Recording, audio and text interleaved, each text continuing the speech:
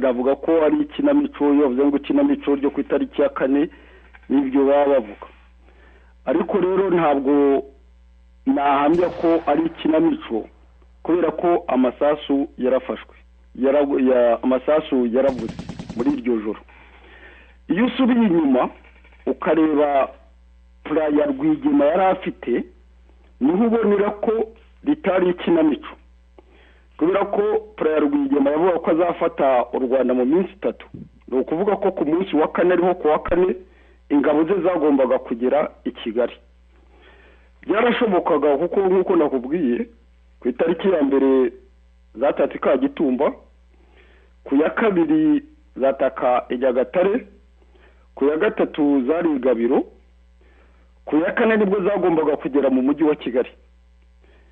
Ibi kandi birashoboka kuko kuri uwo wa 4 abantu benshi barabizi ahantu h'Irwamagana ku manywa havugiye amasasu yanateje urujijo, kubera ko ingabo z'u Rwanda hari abasirikari bari bavuye i Butare muri Eso bagiye muri Ramforo mu Mutara, ahubwo baketse yuko ari bene wabo babarashe. Ni bizerema avance, no kuvuga ko abasirikari bari barabaye mfite bari Rwamagana kugira ngo berekane ko bari hafi kugera mu mujyi wa Kigali. Uti byari kugenda bite rero? Para yari imeze iti. Ni ukuvuga ko ku itariki ya 4 ku manywa hari inkuru yaturutse muri ambasade y'Abanyamerika igezwa muri Minisiteri y'Ingabo z'u Rwanda. Babibwira umuntu witwa Rusatira, nawe ntabihakana, azi ko iyo nkuru ari we yagezeho. Ayigeza kuri Leta Majoro y'Ingabo, bababwira bati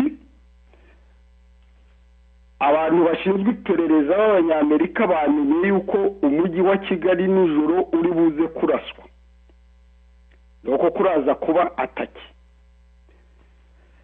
Urumva byagenze bite? Nkuko mubizi muri 90 u Rwanda ruterwa, u Rwanda rwari rufite abasirikari batageze no ku 5,000, bari rufite amabatayo atarenze 3. Ayo mabatayo yari yaragiye kurwana mu Mutara. Ni ukuvuga ko nta bandi basirikari bari basigaye bashoboraga kurinda umujyi wa Kigali.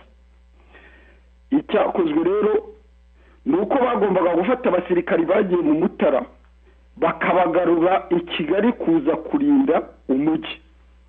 No muri FPR rero yari bizi, nuko bari bazi ko abasirikari bagiye mu Mutara niba basubiza i Kigali bagiye kurinda umujyi, nabo babakurikira bakaza none intambara ikabera mu mujyi.